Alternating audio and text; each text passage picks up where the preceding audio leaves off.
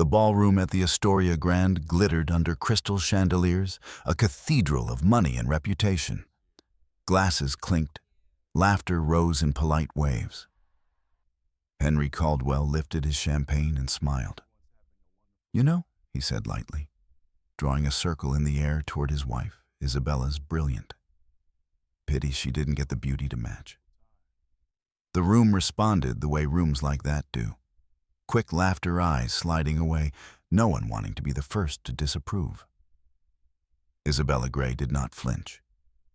In her clutch rested a confidential document tied to a deal approaching $1 billion. Henry had no idea. If you believe dignity matters more than volume, stay with this story until the very end. Before we continue, tell me where you're watching from and what your local time is right now. I read every comment. And if you value stories where justice speaks quietly but clearly, consider subscribing. The ride home was silent, but not tense in the way outsiders might imagine. There was no shouting, no slamming doors, no trembling hands. Henry scrolled through his phone in the back of the black town car, answering congratulatory texts from colleagues who had enjoyed his sense of humor. A few messages included laughing emojis. One read, "Savage man, you're brave." Isabella sat beside him, spine-straight hands folded neatly over her evening clutch. She looked out the window as Manhattan's lights blurred past golden reflections on wet pavement headlights, streaking like unfinished sentences. She was not replaying the laughter. She was replaying the exact phrasing. Pity she didn't get the beauty to match. Words mattered, precision mattered, intent mattered. When they reached the penthouse overlooking the Hudson, Henry stepped inside, first tossing his jacket onto the leather chair near the entryway. "You're too sensitive if you're upset," he said casually, loosening his tie. It was a joke. People loved it. Isabella did not answer. She walked past him toward the bedroom, unzipped her dress with steady fingers, and changed into a soft gray sweater and tailored slacks. Her movements were unhurried, almost methodical. She removed her earrings and placed them in a velvet tray. She washed off her makeup. She tied her hair back. Henry poured himself a drink. By the time he turned on the late-night financial news, Isabella was seated at her desk in the study. She opened her laptop. Not her work laptop, her personal one. A blank document glowed on the screen. She titled it, "Incident Log, April 14th, 9:17 p.m. Then she began to type. She recorded the location, Astoria Grand Ballroom. She recorded the event, Whitman Foundation Annual Benefit. She wrote the exact sentence Henry had spoken, quotation marks included. She listed witnesses within immediate proximity. Daniel Brooks, left side, Lauren Mitchell, 2 feet behind. Henry Victoria Bennett, across cocktail table, Charles Whitman, within earshot. She described the reaction of the room not emotionally, but factually. Audible laughter from at least 6 individuals. 2 individuals avoided eye contact. No verbal objection recorded. She saved the document. Then she opened another folder already existing on her desktop. Personal records. It was not new.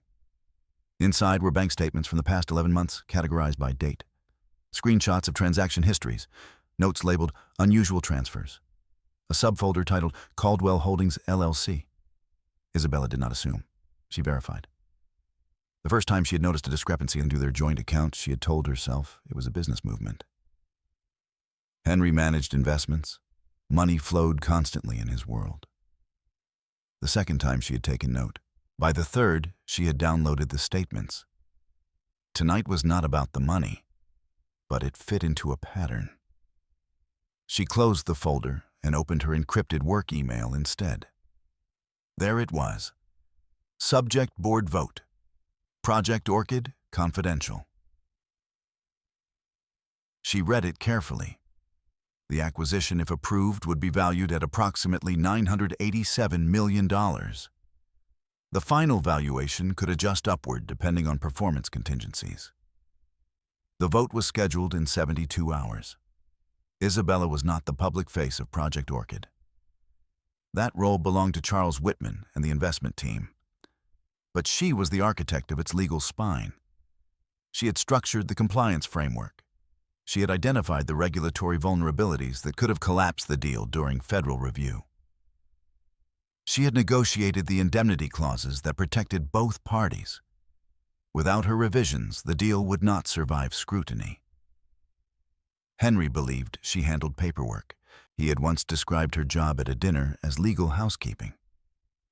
She had smiled then, too. The omniscient truth, the one Henry did not see, was this: Isabella's silence was never emptiness. It was storage. Across the living room, Henry laughed at something on television. "Hey," he called out. "Did you see Brooks's face tonight? I think he thought I went too far." Isabella stepped out of the study doorway. "He didn't laugh," she said calmly. Henry shrugged. "He doesn't have a sense of humor." She observed him the way she would observe a witness whose testimony did not align with documented evidence.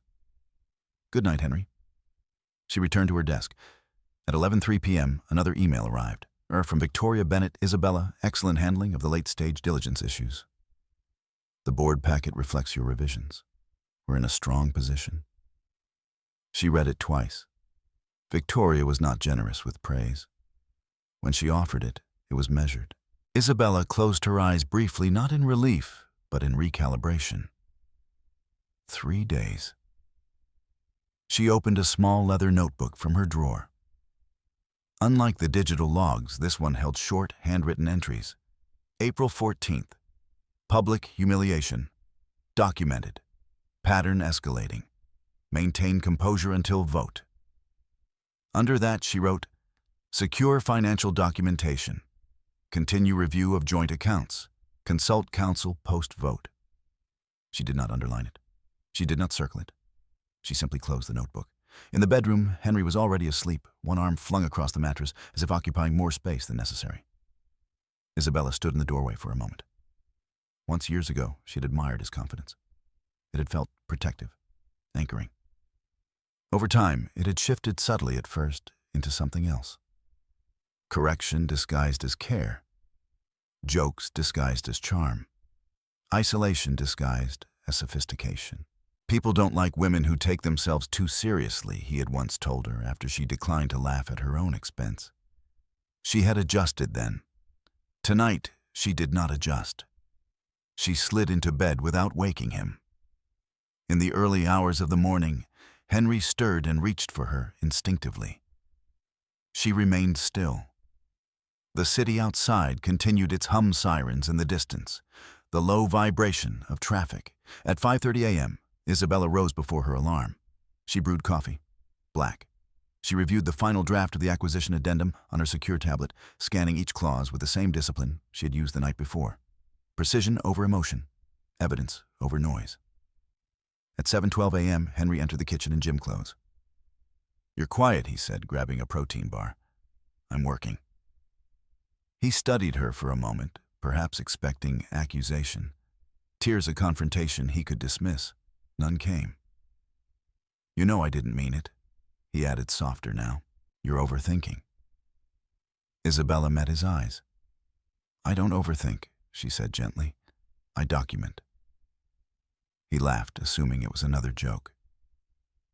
He left for the gym. Isabella watched the door close. Then she opened her laptop once more and added a final line to the previous night's entry. April 15th, 7:18 a.m. Follow-up statement: subject denies intent. Minimizes impact. Pattern consistent. She saved the file. 3 days until the board vote. 3 days until she would decide when to file. The world still saw Henry Caldwell as charismatic, successful, untouchable. The world did not yet know what Isabella Gray was preparing, and she intended to keep it that way. There had been a time when Henry Caldwell's confidence felt like shelter. Isabella Gray met him 12 years earlier at a networking reception in Boston, back when she was finishing her final year at Columbia Law, and he was already rising within a mid-sized investment firm. He had been attentive in a way that felt rare, asking about her thesis on regulatory frameworks and biotech acquisitions, listening without interruption, laughing at her dry observations. "You see the structural flaws other people miss," he had told her that night. That's rare. She remembered that sentence clearly. What she did not recognize then was how much he admired what he later tried to minimize. In the early years of their marriage, Henry introduced Isabella as the smartest person in the room. He would place his hand lightly at the small of her back, guiding her into conversations.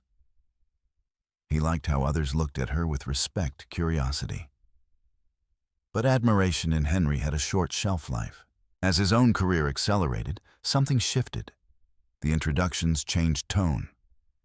"This is my wife, Isabella. She's the brains. I'm just the pretty face." The room would laugh. Isabella would smile politely. Then gradually the wording sharpened. "She keeps me legal. I keep her social. She's brilliant, but don't ask her to pick wine. Isabella could negotiate a merger, but she can't negotiate a mirror." Each line delivered with a grin, each one small enough to dismiss. The omniscient truth was that Henry did not wake one morning intending to erode his wife. He simply discovered that rooms responded to dominance, and dominance required hierarchy. He preferred being higher. Isabella noticed the change long before she named it. She noticed that Henry corrected her stories mid-sentence, that he answered questions directed at her, that when she declined to attend certain social events due to work deadlines, he framed it as a flaw. "You take yourself too seriously," he would say. "Relax. People like women who are easy. Easy." The word stayed with her. Isabella was not easy. She was deliberate, and deliberateness in some circles unsettled people who thrived on improvisation. 3 years into their marriage, Henry suggested consolidating their finances. "It's cleaner," he said. "We're a team." Isabella agreed. At the time, she saw no reason not to. She earned well, very well, but Henry's bonuses were larger, more visible. He spoke in terms of leverage and liquidity. She spoke in terms of liability and exposure. They opened joint accounts, closed individual ones. Henry handled investments. Isabella handled compliance. The arrangement appeared balanced. But subtle patterns emerged. Henry began approving large purchases without consulting her. He justified them as strategic. When Isabella asked about a $180,000 transfer labeled Caldwell Holdings, LLC, Henry responded easily. "Just a side structure. Tax efficiency." She did not press. Not then. Her attention was focused elsewhere, on building a reputation within an industry that was still skeptical of women who did not soften their edges. Project Orchid was not her first major deal, but it was the largest she had ever structured. The biotech company at its center had spent years developing a breakthrough oncology treatment. Regulatory hurdles were dense. The intellectual property web was complex. Isabella had mapped it meticulously. The first time she brought home a red-line draft of the term sheet for Orchid, Henry glanced at the numbers and whistled. "Almost $1 billion," he said. "And you're what, drafting footnotes?" She had corrected him gently. "I'm designing the compliance framework." "Same thing," he replied. It was not the same thing. Without her revisions, the acquiring company could face federal investigation within 18 months. Without her structuring, shareholder litigation was almost guaranteed. But Henry did not measure value in invisible safeguards. He measured it in applause. The night of the Astoria Grand Benefit had not been the first public humiliation. It had been the boldest. And something about its scale, about the deliberate projection of her supposed inadequacy into a ballroom of peers, had clarified the pattern. Humiliation was not incidental. It was functional. It preserved hierarchy. 2 days before the board vote on Project Orchid, Isabella sat at the dining table, reviewing additional financial statements. Henry was at work. The apartment was quiet, except for the faint hum of the refrigerator. She compared transaction logs across 3 months. Caldwell Holdings, LLC, had received 4 transfers totaling $620,000. The destination of those funds was less transparent. She opened the corporate registry database and searched the LLC. Registered agent, a law office in Delaware. She made a note. Not accusation, not assumption, just fact. Her phone buzzed. A text from Daniel Brooks. Board packet finalized. Victoria wants you on site Thursday morning. Isabella responded with a simple confirmation. Daniel respected her. He never treated her as an accessory to the deal. When Henry had contacted him months earlier under the guise of casual curiosity, Daniel had kept the conversation neutral and brief. He had sensed something in Henry's tone. Competitive, probing. Isabella did not know about that exchange yet, but she would. That evening, Henry returned home in high spirits. Whitman's people are nervous, he said, while loosening his cufflinks. Market volatility. Isabella looked up from her tablet. You spoke to them. Ran into Charles at Equinox. He mentioned it. She noted the phrasing. Charles Whitman was disciplined about confidentiality. He would not discuss board anxiety casually. Interesting, Isabella said evenly. Henry studied her expression. You're awfully composed these days, he observed. I'm focused. He walked closer, leaning against the kitchen counter. You're not still brooding about the joke, are you? Isabella closed her tablet slowly. Henry, she said, voice calm when you say those things publicly. What outcome are you aiming for? He blinked. It's not that serious. That wasn't the question. He hesitated just long enough for truth to flicker behind his eyes. People relate to self-deprecation, he said finally. It makes me accessible at her expense. He did not say that part aloud. Isabella held his gaze. Understood. She did not argue. She did not accuse. She stored the answer. Later that night, as Henry slept, Isabella reviewed the audio logs from the apartment's smart security system. They recorded ambient sound in shared spaces originally installed for package deliveries and entry monitoring. She did not search for conflict. She searched for patterns. The previous week's recordings revealed fragments of Henry's late-night phone call in the living room. She'd never leave, he had said. She's too invested. Besides, I control the accounts. The rest of the conversation was muffled. But that sentence was clear. Isabella replayed it once, then saved the file to an encrypted drive. Still, she did nothing outwardly. Project Orchid required her full presence, and Isabella Gray understood timing. The board vote was now 48 hours away. The humiliation at the ballroom was a symptom. The financial transfers were data points. The audio recording was context. Together, they were becoming structure. Henry believed he occupied the higher ground in their marriage. He mistook silence for submission. He mistook composure for dependence. What he did not know, what he would not understand until it was too late, was that Isabella had begun thinking of her marriage the way she thought of a failing merger. Not emotionally, but procedurally. And procedure, when executed correctly, rarely required raised voices. The conference room on the 38th floor overlooked the East River. All glass and clean lines designed to signal transparency, even when negotiations were anything but. Isabella Gray arrived 15 minutes early. She preferred empty rooms. Empty rooms did not interrupt. They did not posture. They did not attempt to reframe facts as opinions. She placed her leather portfolio on the table and opened the final draft of the compliance addendum for Project Orchid. The numbers were staggering, $987 million at base valuation, with performance escalators that could push the figure beyond $1 billion within 18 months. But the size of the deal did not intimidate her. Loose language did. At 8:57 a.m., Victoria Bennett entered the room. Victoria was in her late 50s. Silver hair cut precisely at the jawline, eyes that missed nothing. As general counsel of the acquiring biotech firm, she had built a reputation on caution and restraint. "Morning, Isabella," she said, setting her tablet down. "Walk me through section 4.2 again. No pleasantries, no small talk." Isabella nodded. Section 4.2 addresses regulatory exposure tied to legacy clinical trials, she began. If we don't explicitly carve out indemnification thresholds, we assume open-ended liability. Victoria folded her arms. And with your revisions, we cap exposure at pre-acquisition conduct. Post-closing compliance shifts entirely. Victoria studied her for a moment. And you're confident this will survive scrutiny? Yes. There was no bravado in her tone, only certainty built from hours of review. Daniel Brooks entered necktie slightly loosened espresso in hand.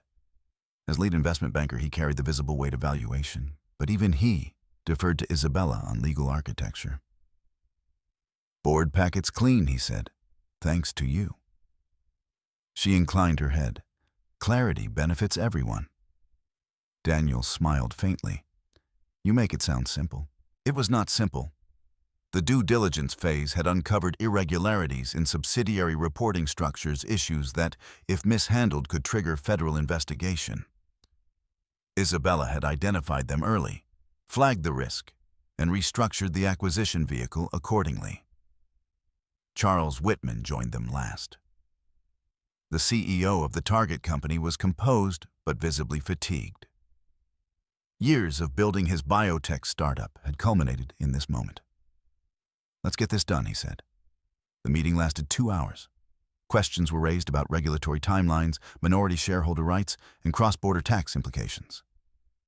Isabella answered each without hesitation, referencing page numbers, statutory citations, precedent cases. She did not dominate the room. She stabilized it. When it ended, Victoria lingered. Isabella, she said quietly once the others had stepped out. You understand that if this closes, your role will not go unnoticed. Recognition was not why Isabella worked, but acknowledgement mattered. I understand, she replied. Victoria nodded once. Good. At 1:14 p.m., Isabella received an unexpected email from Daniel Brooks, subject quick question. Did Henry reach out to you about Orchid? He mentioned it at Equinox yesterday. Seemed curious. Isabella read the message twice. Henry had said he ran into Charles Whitman. He had not mentioned speaking to Daniel. She typed carefully. No.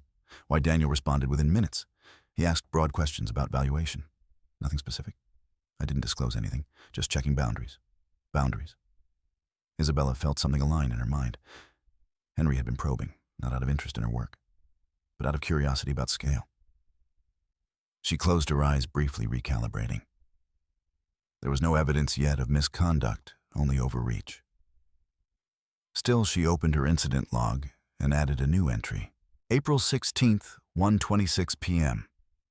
Third-party contact initiated by Henry Caldwell regarding confidential deal per Daniel Brooks. No disclosure occurred. She saved the file.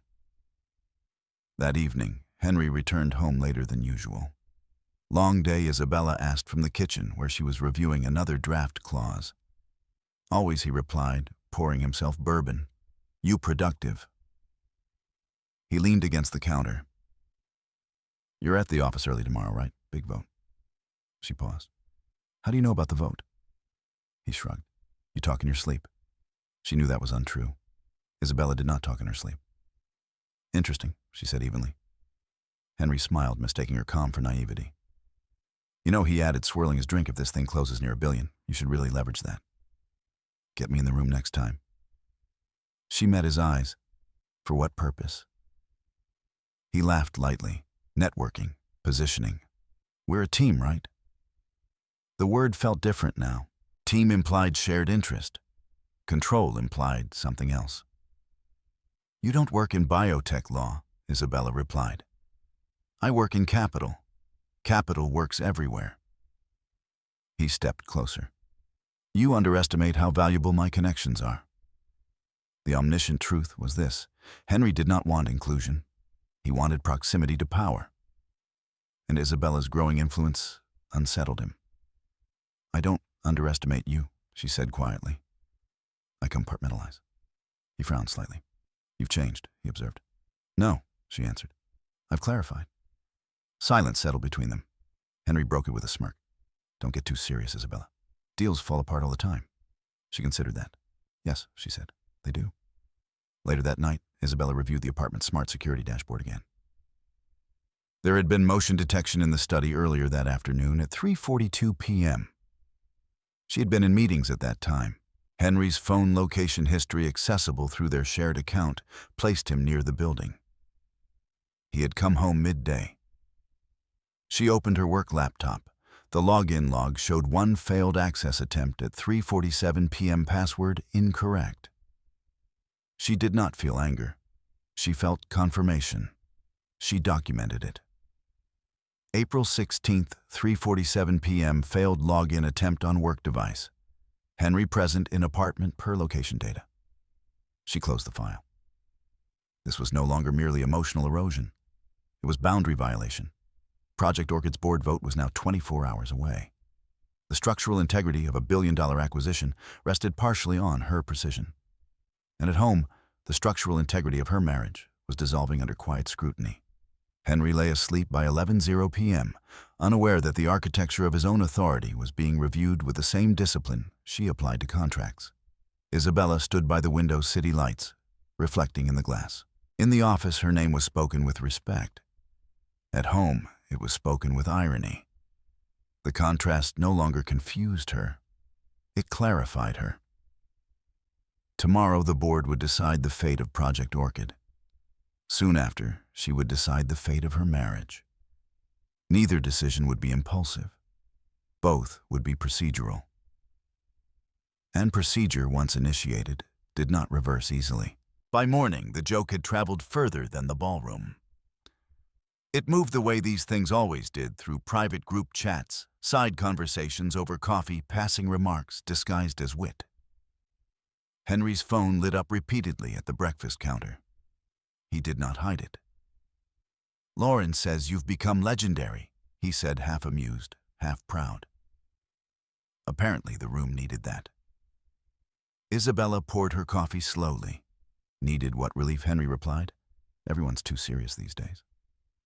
He left for work before she answered. After the door closed, Isabella stood in the quiet kitchen and considered the word again. Relief. Relief from what? From tension, from expectation, or from the discomfort of seeing a woman competent enough to unsettle men who built their identities on dominance. Her phone vibrated. A message from a number she recognized, but did not frequently use. Lauren Mitchell. "Isabella, I hope you're all right.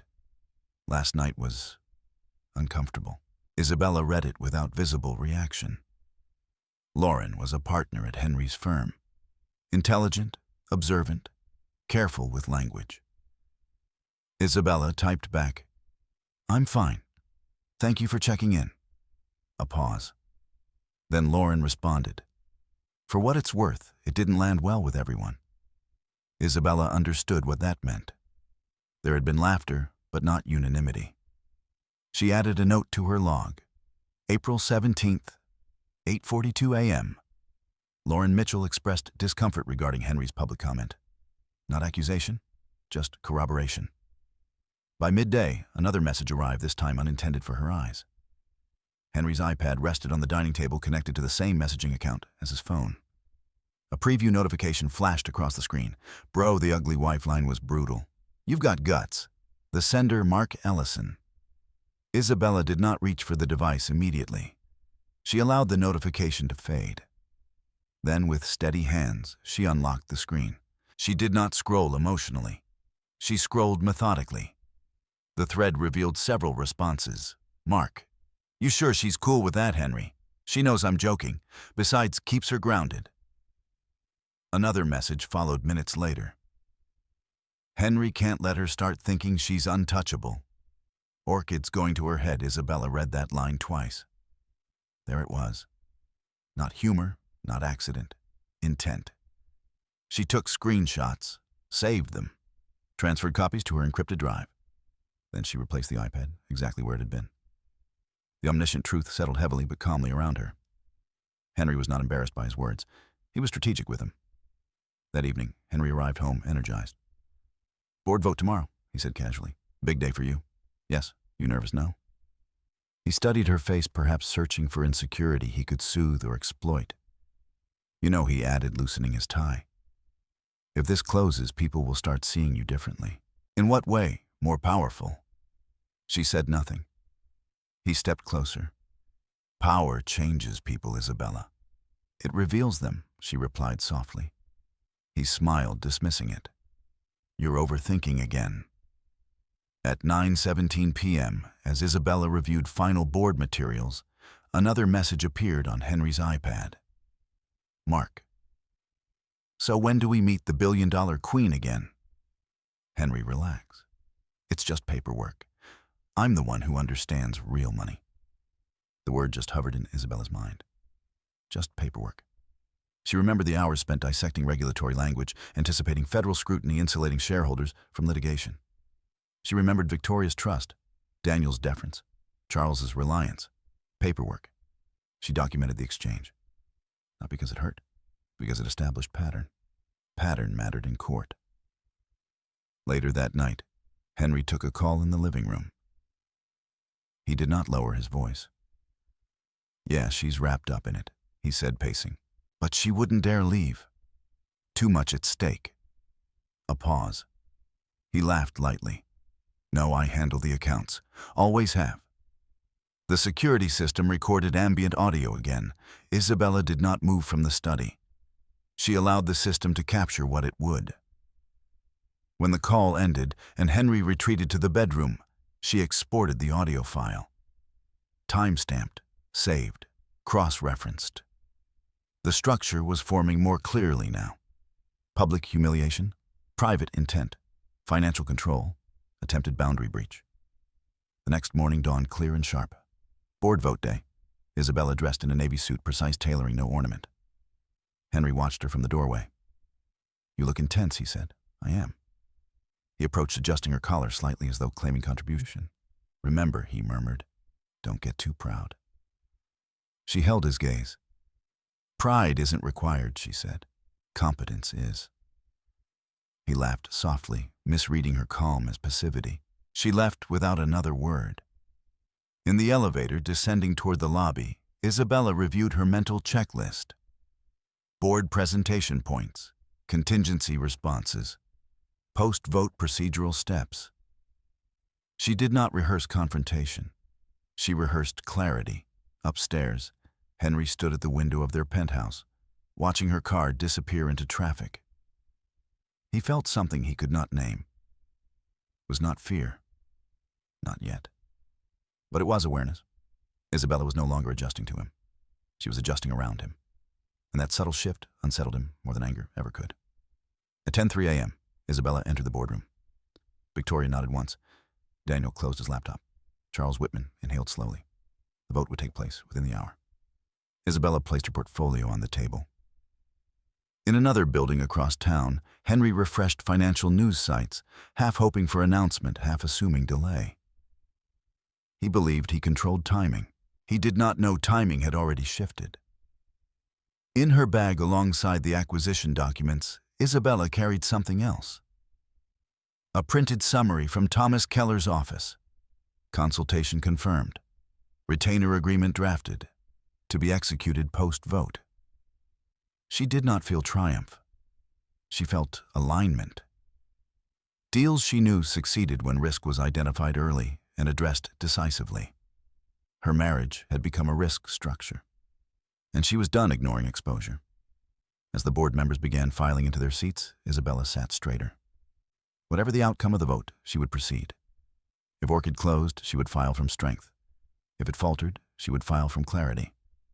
Henry believed laughter secured dominance. He believed volume created authority. Isabella understood something quieter. Documentation created permanence. And permanence, once entered into record, rarely bowed to charm. The board chair cleared his throat. Shall we proceed?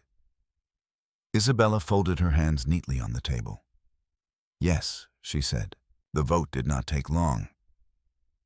Board members asked their final questions, with the fatigue of people who had already decided but needed the ritual of inquiry. Market volatility, regulatory pacing, integration costs. Isabella answered when necessary.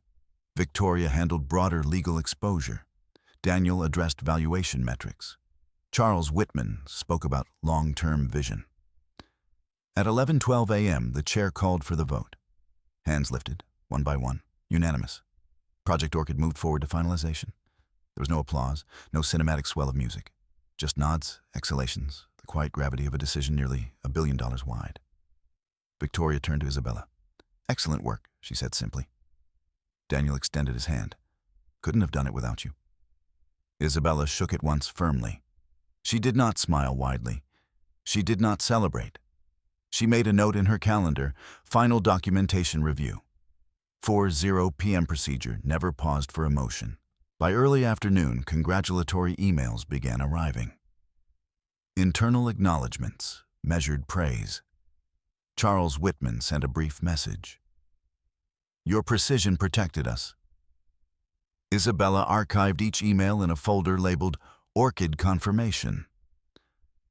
Then, during a short break between meetings, she opened her personal banking app. She reviewed the joint account once more. Another transfer had posted that morning. $75,000. Destination Caldwell Holdings, LLC. Timestamp 9:03 a.m. Henry had moved money during the board vote. The timing felt almost symbolic. She did not assume malicious intent. She examined pattern. Over 12 months, transfers to Caldwell Holdings totaled $695,000. No corresponding deposits back into joint accounts. She opened the corporate registry again. Caldwell Holdings LLC was active. Registered in Delaware. Managed by a third-party legal proxy. She cross-referenced public filings. There was a second entity linked through shared registration address, Meridian Strategic Ventures. That name was new. Isabella opened a blank spreadsheet. Date, amount, source, destination, notes. She filled in each line carefully. By 3:00 p.m., she had a complete 12-month financial timeline. When she left the office at 6:40 p.m., Manhattan's skyline reflected in the Hudson like a doubled world, one visible one inverted beneath it. Henry was already home. He stood in the kitchen with a glass of wine, as though he had been waiting. Well, he asked lightly, did your empire rise? The board approved the acquisition. He raised his glass. To paperwork. She did not respond to the word. They'll announce publicly next week, she said. He nodded, pretending indifference. Good for you. She stepped past him, placing her bag on the dining table. I noticed another transfer today, she added calmly. He froze for half a second. Transfer $75,000 to Caldwell Holdings.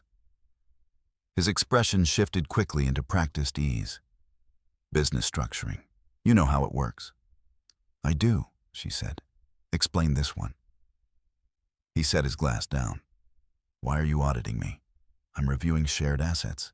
You don't trust me. She met his eyes steadily. Trust doesn't replace documentation. He laughed softly, shaking his head. This is what I mean, he said. You can't just let things be. Always dissecting. Clarity prevents conflict. You're creating conflict. No, she replied evenly. I'm identifying exposure. He stepped closer. Exposure to what? Financial dissipation. The word hung in the air between them. He frowned. Where are you getting that from, Patterns? He scoffed.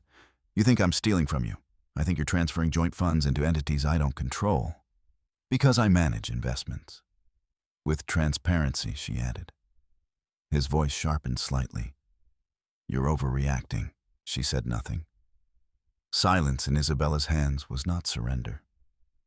It was pressure. Henry looked away first.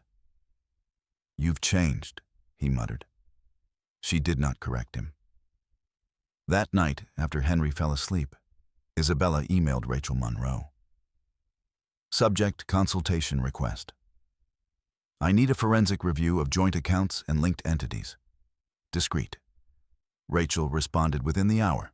Send documentation. I'll begin analysis tomorrow. Isabella attached the spreadsheet. Then she opened the audio recording from 2 nights earlier. She'd never leave. I control the accounts. She transcribed the sentence word for word, added it to her evidence index. Public humiliation, private admission of control, financial transfers. The pattern was no longer abstract. The next morning, Rachel called. I've reviewed the first batch, she said. Isabella, these transfers aren't routine investment reallocations. Explain. They're moving into a holding structure with limited reporting requirements. From there, funds are dispersed into sub-entities. For what purpose, hard to say yet. But if this were divorce litigation, it would be flagged as potential asset shielding. Isabella closed her eyes briefly. "Continue tracing," she said. "I will." And Isabella? "Yes. Timing matters. If he suspects, he could accelerate movement." "I understand." She ended the call. Timing did matter, but she would not act from fear. That evening, Henry hosted 2 colleagues in the penthouse for drinks. Isabella remained polite, present observant. At one point, Mark Ellison laughed and said, "So Henry, when do we get to celebrate your wife's billion-dollar magic?" Henry waved dismissively. "It's just legal structure. The real money comes later." Mark glanced at Isabella, uncertain. She met his gaze calmly. "Structure determines survivability," she said quietly. "Without it, money dissolves." Mark nodded, chastened. Henry smiled thinly. After the guests left, he turned to her. "Was that necessary?" "Yes. You're making people uncomfortable. Accuracy sometimes does." He exhaled sharply. "You're not fun anymore. I'm not required to be." The words landed heavier than she intended, but not harsher than truth. He stared at her. "You think you're untouchable now?" "No," she said. "I think I'm accountable." He laughed once, short and hollow. "You've been spending too much time with lawyers." She did not remind him that she was one. At 11:48 p.m., Rachel emailed again. Preliminary finding Caldwell Holdings funds appear to have been redirected into Meridian Strategic Ventures. That entity lists a secondary signatory, not named Caldwell. Isabella's eyes narrowed slightly. Secondary signatory. She searched the registry. Name Eleanor Hayes. No connection publicly listed. She saved the file. Another layer. Another pattern. Henry slept unaware in the next room. He believed control equaled security. He believed humiliation ensured compliance. He believed money moved quietly. He did not realize that quiet was Isabella's native terrain. And in quiet terrain, she navigated flawlessly. Project Orchid had secured her professional standing. Now she would secure her personal autonomy. Not with anger, not with spectacle, with documentation, with procedure, with timing. She closed her laptop and turned off the lights. In the darkness, the structure of her next move became clear. And once Isabella Gray understood structure, she never ignored it. By the following Monday, Project Orchid had shifted from fragile possibility to structured inevitability. The legal framework was locked. Regulatory filings were scheduled. Public announcement drafts were circulating quietly among executive teams. Isabella moved through the corridors of her office with the same measured composure she always carried. Nothing in her posture suggested triumph. Nothing suggested fracture. Inside, however, her priorities had rearranged themselves. At 9:00 a.m., Victoria Bennett requested a private meeting. The door closed behind them with a soft click. Victoria studied Isabella for a moment before speaking. "You handled yourself well at the board vote," she said. "And before that," Isabella inclined her head slightly. "Thank you." Victoria folded her hands on the table. "I've been in this industry long enough to recognize who actually carries risk and who simply talks about it." A pause. "You carry it." There was no flattery in the statement, only recognition. Isabella received it without visible reaction. Project Orchid is stable because you anticipated exposure others didn't see, Victoria continued. "I want you leading the compliance division on the integration phase." It was a step forward, a visible one. "Understood," Isabella replied. Victoria's gaze sharpened slightly. "And Isabella," she added, voice lower now, "if anyone attempts to leverage proximity to this deal, improperly inform me immediately." Isabella held her eyes. Of course. Victoria did not elaborate. She did not need to. Word traveled in controlled circles. Henry's inquiries had not gone unnoticed. Later that morning, Daniel Brooks stopped by Isabella's office. "Quick thing," he said, closing the door halfway behind him. Henry reached out again. Casual tone.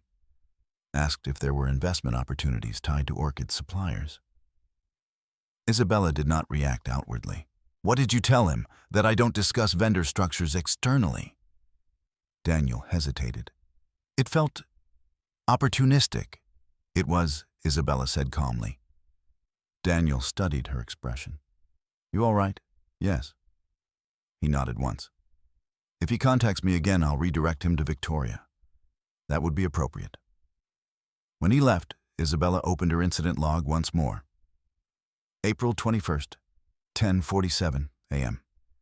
Second external inquiry by Henry Caldwell regarding deal-related structures per Daniel Brooks. Pattern escalating. She did not confront Henry. Confrontation would alert him. Documentation would restrain him. That evening, Henry was unusually attentive. He prepared dinner rare for him and poured wine before Isabella even removed her coat. To success, he said, lifting his glass. She touched hers lightly against it. You should be proud, he added. Nearly $1 billion.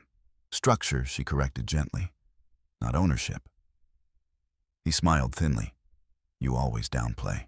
I don't exaggerate. He took a sip. You know people are starting to see you differently. In what way more formidable? The word hovered. Formidable doesn't mean hostile, she said. I didn't say hostile. You implied it. Henry leaned back in his chair. You're reading into things again. She observed him quietly. Silence unsettled him more now than it once had. You think I'm threatened, he said suddenly. I didn't say that, but you're thinking it. She met his gaze evenly. Are you? For a moment, something honest flickered across his face, quick, unguarded. Then it disappeared. Don't flatter yourself, he replied. She nodded slightly. Conversation closed. Later that night, Isabella received an update from Rachel Monroe. Subject, preliminary findings. Meridian Strategic Ventures. Isabella secondary signatory Eleanor Hayes appears linked to a boutique consulting firm. Payments from Meridian align with monthly disbursements to that firm. Frequency suggests personal arrangement rather than business necessity. Isabella read the email twice. She searched the consulting firm. Minimal online presence. No listed staff beyond Eleanor Hayes. She did not jump to conclusion. She cross-referenced social media. Henry followed Eleanor Hayes on 2 platforms. Photos surfaced. Corporate events, private dinners, 6 months of visual proximity. The pattern expanded. Financial transfer, secondary entity, repeated contact. Isabella did not feel the cinematic sting of betrayal. She felt confirmation of structure, control of accounts, asset shielding, possible extramarital involvement. Each element strengthened procedural positioning. The next morning, she scheduled a consultation with Thomas Keller. The meeting took place in a quiet midtown office lined with legal volumes. Thomas was direct, pragmatic, careful. You have substantial documentation, he said after reviewing summaries. Audio, financial trails, witnesses to public humiliation. Yes. You understand this is no longer emotional territory. It's strategic. I prefer strategy. He nodded. If we file now, we can request temporary financial restraints to prevent further asset movement. What's the risk of delay, she asked. Acceleration of transfers. She considered timing. Public announcement of Orchid would occur within days. Professional stability mattered. Prepare the filing, she said. We'll execute after public disclosure. Thomas studied her for a moment. You're composed, he observed. I'm prepared. At home that evening, Henry stood at the window when she entered. You're distant, he said. I'm focused. On what work? He turned to face her. You're always focused on work, and you're always focused on perception. He frowned. What does that mean? It means you care how rooms respond. And you don't. I care how systems hold. He shook his head slightly. You talk like everything's a case study. Everything is data, she replied. He stepped closer. You think you're smarter than me? No, but you act like it. She paused. I act like someone who reads details. His jaw tightened. You're impossible to argue with. I'm not arguing. That perhaps was what unsettled him most. He thrived on verbal dominance. She denied him the arena. 2 days later, Project Orchid's acquisition was publicly announced. Headlines described it as a transformative merger in biotech innovation. Press releases quoted executives. Victoria's name appeared prominently. Daniel's too. Isabella's did not. She did not expect it to. But within internal communications, her role was acknowledged formally. Victoria sent a short message. Your discretion is appreciated. Discretion. Isabella understood its value. Henry, however, reacted differently to the public news. He forwarded the article to several contacts. Proud husband, he captioned it. Public alignment. Private control. That evening, during a celebratory gathering at a colleague's apartment, someone raised a glass. To Isabella, they said. The architect behind Orchid. Henry laughed lightly. Architect is generous, he interjected. She just makes sure no one gets sued. A few chuckles followed. But this time, the laughter was thinner, less confident. Lauren Mitchell watched Isabella closely. So did Daniel. Isabella lifted her glass calmly. Compliance prevents collapse, she said simply. She did not correct Henry further. She did not need to. The room felt the imbalance. And for the first time, Henry sensed it too. Control was slipping not loudly, not dramatically, but perceptibly. Later that night, as they rode home in silence, Henry spoke without looking at her. You're changing the dynamic. No, she replied softly. The dynamic was always there. He turned toward her then. And what does that mean? It means I'm no longer ignoring it. He did not respond. Back at the penthouse, Isabella opened her laptop once more. She reviewed the draft divorce petition Thomas had prepared. Grounds cited irreconcilable differences. Supporting documentation, financial dissipation, documented verbal degradation, attempted boundary violations. She closed the file. Timing. Everything required timing. Henry believed power lived in public performance. Isabella understood that real power moved quietly through systems. And systems, once activated, did not require applause. They required evidence. She had it, and she was almost ready. The first crack did not sound like one. It sounded like a notification. At 6:12 a.m., Isabella's phone vibrated softly against her nightstand. Henry was still asleep, one arm draped across his side of the bed, breathing evenly. She slid out carefully and walked into the living room before opening the message. It was from Rachel Monroe. Urgent. Call when you're awake. Isabella did not panic. Panic was inefficient. She made coffee first. Then she called. Rachel answered on the first ring. I dug deeper into Meridian Strategic Ventures, she said without preamble. The consulting firm tied to Eleanor Hayes isn't just receiving disbursements. It's structured as a pass-through for what Isabella asked. Personal expenditures, travel, hospitality, high-end retail. Some of the charges align with dates Henry was traveling for work. Isabella leaned against the kitchen counter. Documentation, I'm sending you a compiled report now. Bank trails entity cross-references expenditure summaries. Her phone buzzed again as the email arrived. I need to be direct, Rachel continued.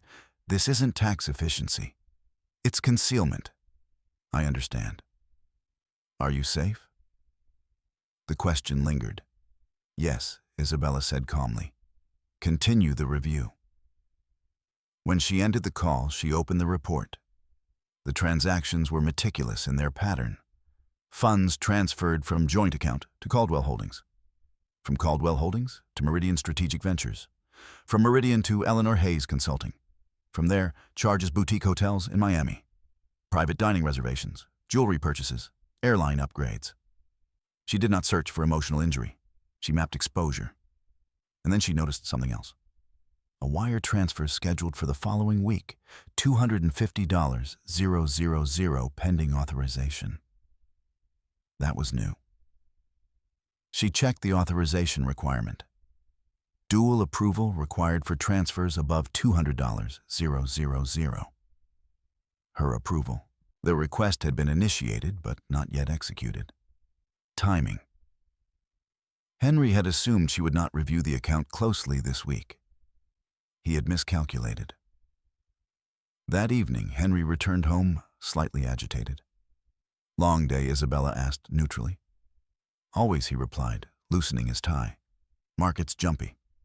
She nodded once. There's a pending transfer requiring dual authorization, she said casually. He paused. What transfer? $250,000. Scheduled next week. He walked to the kitchen slowly. Ah, yes, that's part of a restructuring. With Meridian, his eyes flickered. Why are you monitoring my investments? I'm reviewing shared assets, she replied. You don't need to micromanage. I'm not micromanaging. I'm approving. He poured himself bourbon. You're being paranoid. She studied him. About what everything? She did not respond immediately. Instead, she walked to the console near the living room entrance. The apartment's security system tablet rested there. She tapped the screen, navigating calmly through archived recordings.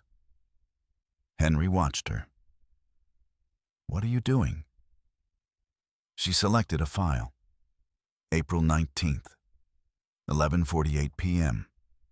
The room filled with the faint hum of ambient audio. She'd never leave. I control the accounts. Henry's own voice echoed through the living space. The silence that followed was heavier than any argument. He stared at the tablet. You recorded me. It's the building system, she said evenly.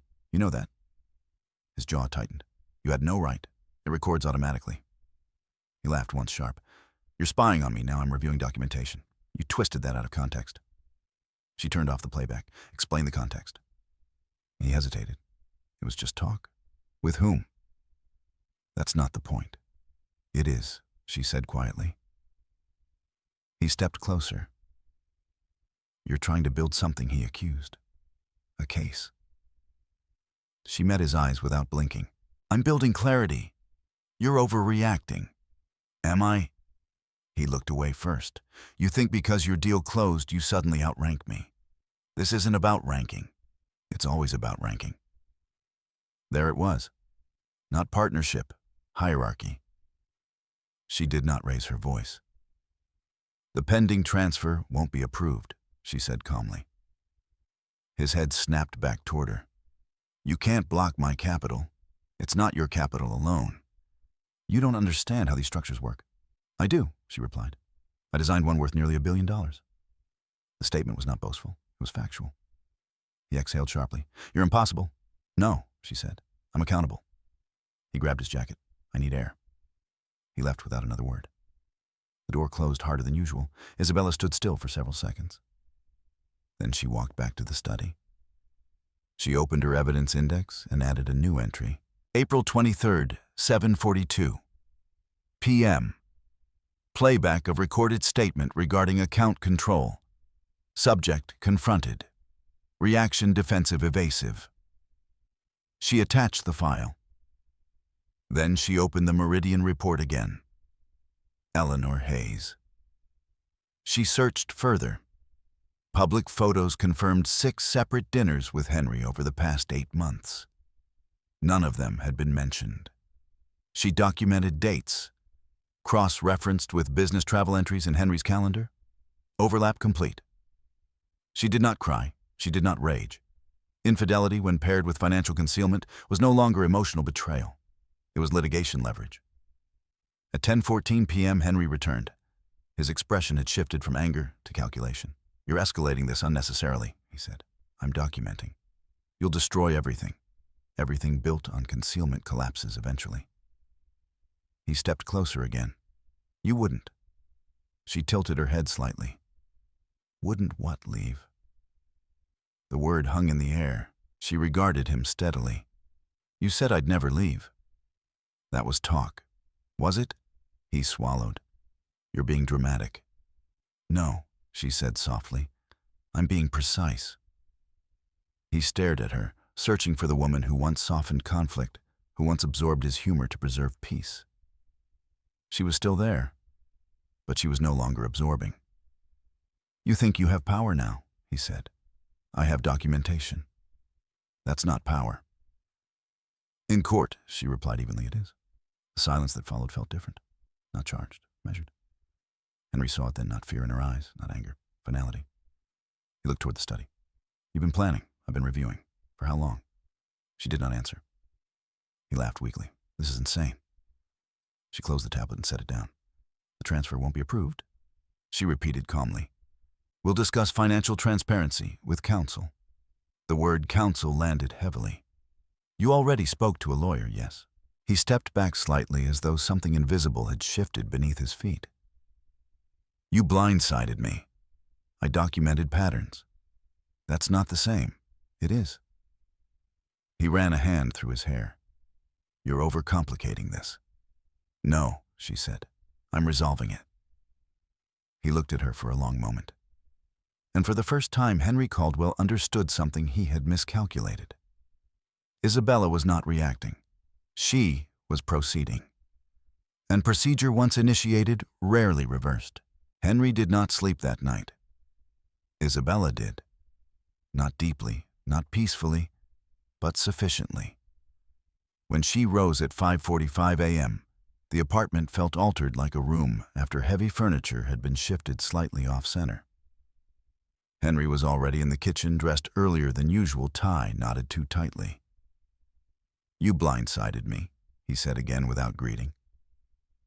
Isabella poured her coffee. I consulted counsel. You didn't warn me.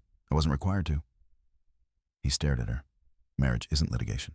No, she agreed calmly, but financial concealment is. He exhaled sharply. You're twisting everything into a legal narrative.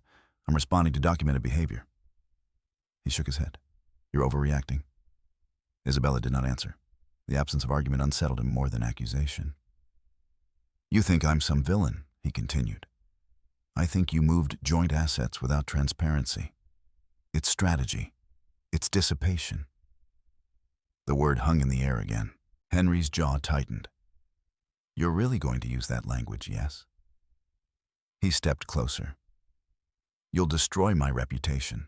She met his eyes. I haven't spoken publicly. That's not what I mean. She held his gaze steadily.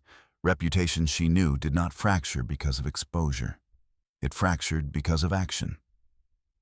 I have a meeting at 10, she said, finally picking up her briefcase. With the lawyer, he demanded. Yes.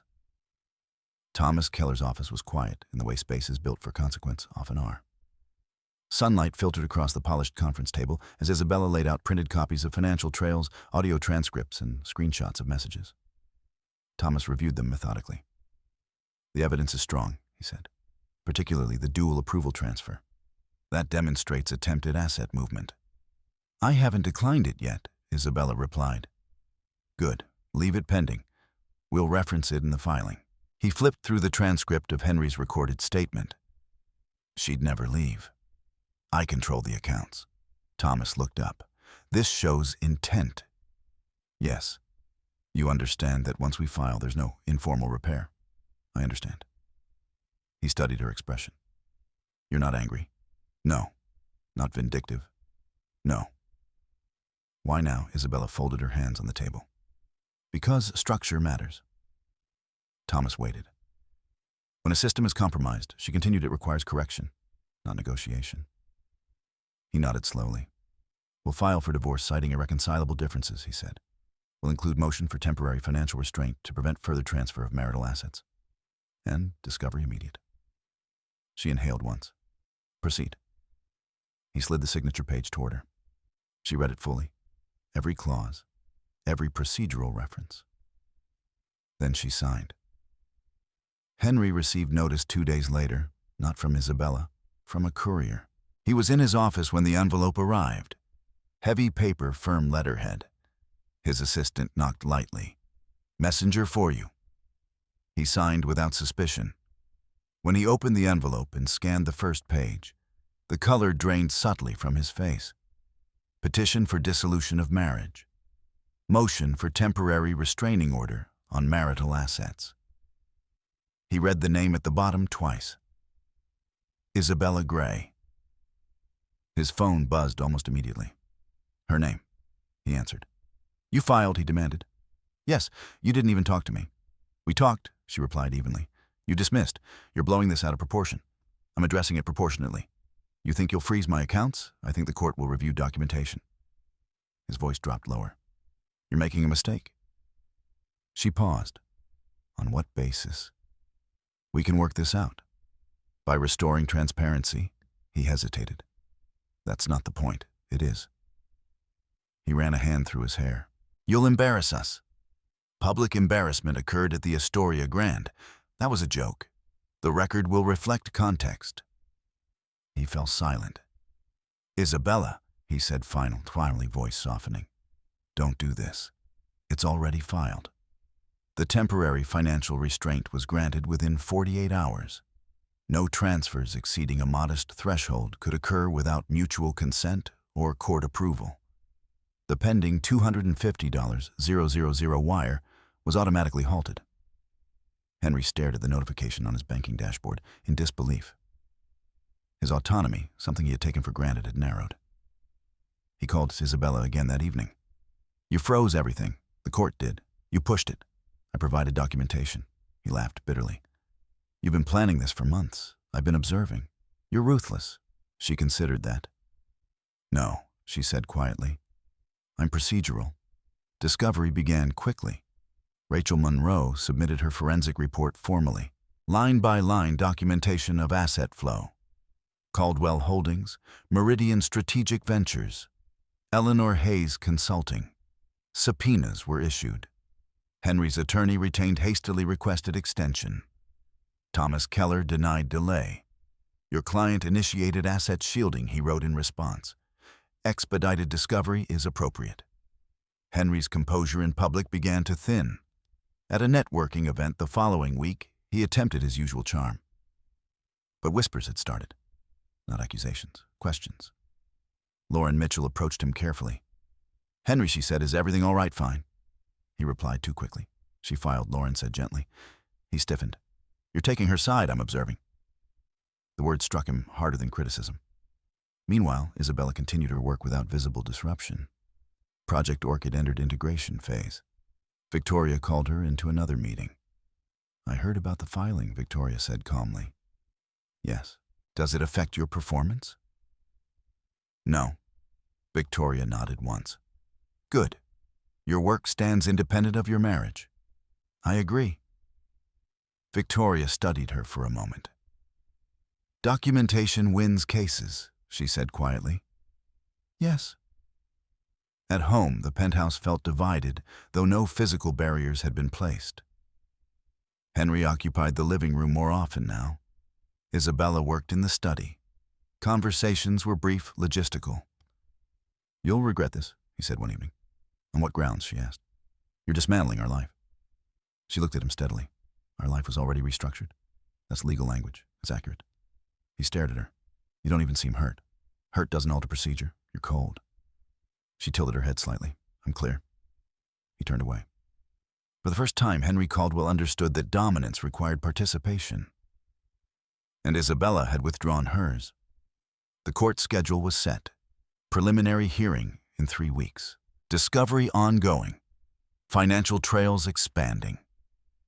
The structure of the marriage was no longer personal. It was documented. And documentation, once entered into record, did not respond to charm. It responded to evidence. Isabella closed her laptop that night with steady hands. Outside, Manhattan continued its restless hum. Inside, the quiet had shifted. Not heavy, not chaotic.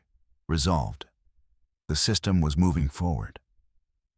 And she was prepared for where it would lead. Henry Caldwell had always believed that control could be recovered with confidence. If a conversation slipped, he could redirect it. If a room turned, he could charm it back. If tension rose, he could laugh it away. What he had never encountered before was a process that did not respond to personality. The temporary financial restraint order altered more than his accounts. It altered the air around him. At his firm, subtle shifts began to surface. Everything squared away, Mark Ellison asked one afternoon, voice light but eyes careful. Routine, Henry replied. Legal housekeeping. The phrase sounded familiar even to him. Mark nodded, but the conversation did not linger the way it once would have. Reputation, Henry was discovering, did not unravel dramatically. It thinned. Meanwhile, Isabella's days remained structured. Project Orchid's integration phase required long hours. Regulatory filings were scheduled with federal agencies. Cross-functional teams were assembled. Victoria Bennett requested Isabella's presence in a closed-door compliance session with senior executives. As we move forward, Victoria said, glancing around the table, we must anticipate external vulnerabilities, legal exposure, information leaks, internal interference. Her eyes paused briefly on Isabella, not accusatory, not probing, simply aware. Isabella spoke with measured clarity. The primary risk is informal access to non-public vendor structures, she said. We should restrict communication channels and log all third-party inquiries. Daniel Brooks nodded. Agreed. We've already flagged an external attempt last week. Victoria's gaze sharpened slightly. Resolved, yes, Daniel said. Isabella did not elaborate. There was no need. Procedure had already begun sealing the perimeter.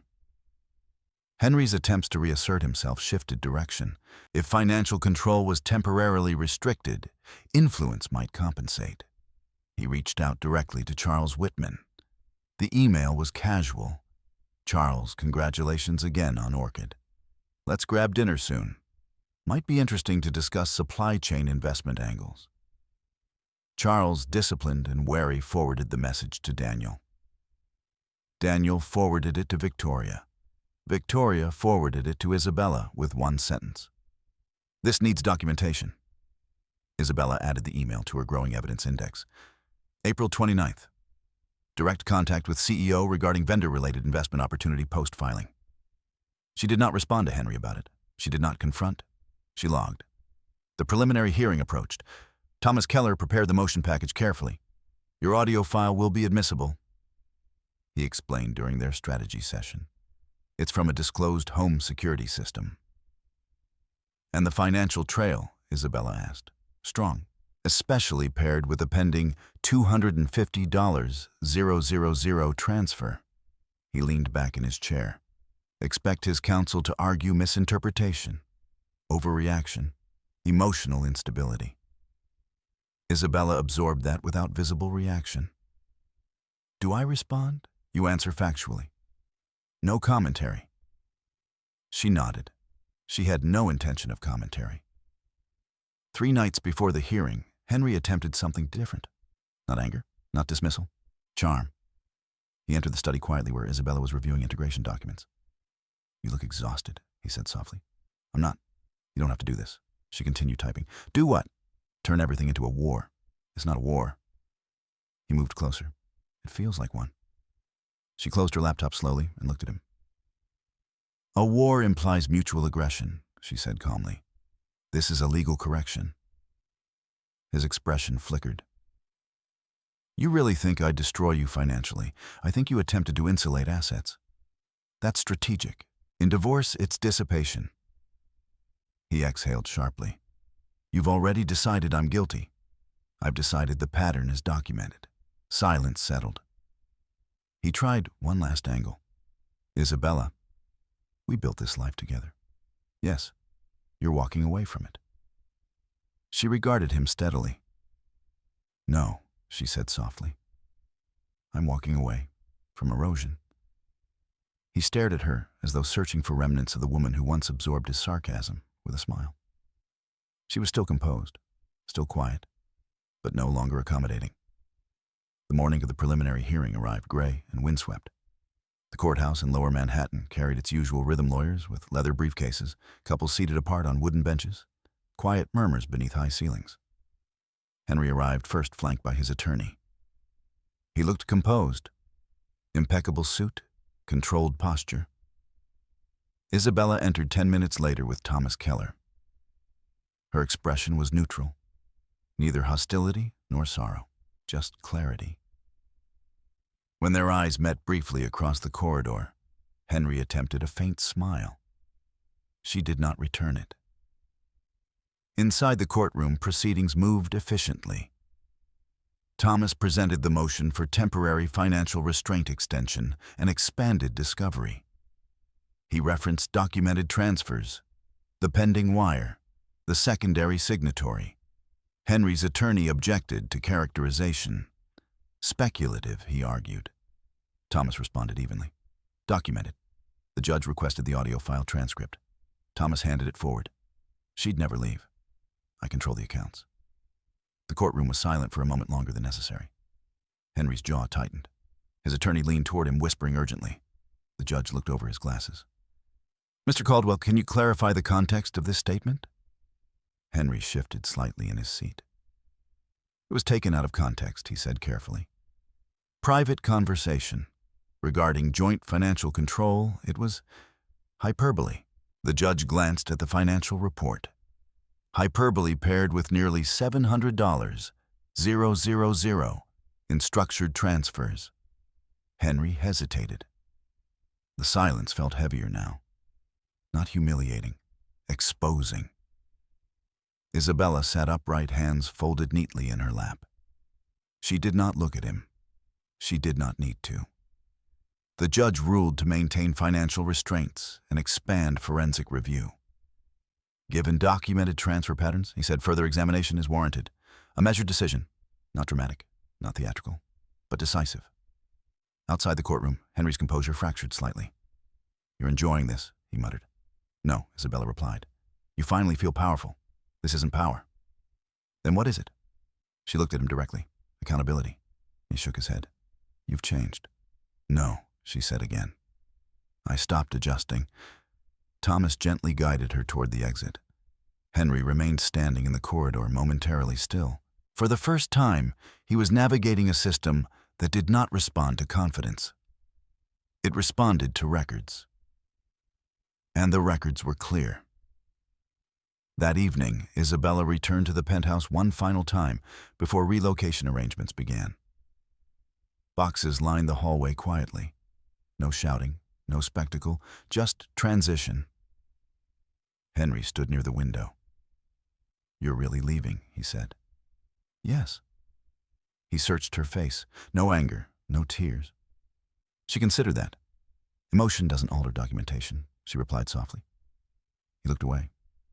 For a man who had once commanded rooms with laughter, the absence of an audience felt unfamiliar. Isabella picked up her coat. At the doorway, she paused briefly, not in hesitation, but acknowledgement. The life they built had structure. It had moments of sincerity. But structure compromised eventually collapses. She stepped into the hallway without drama.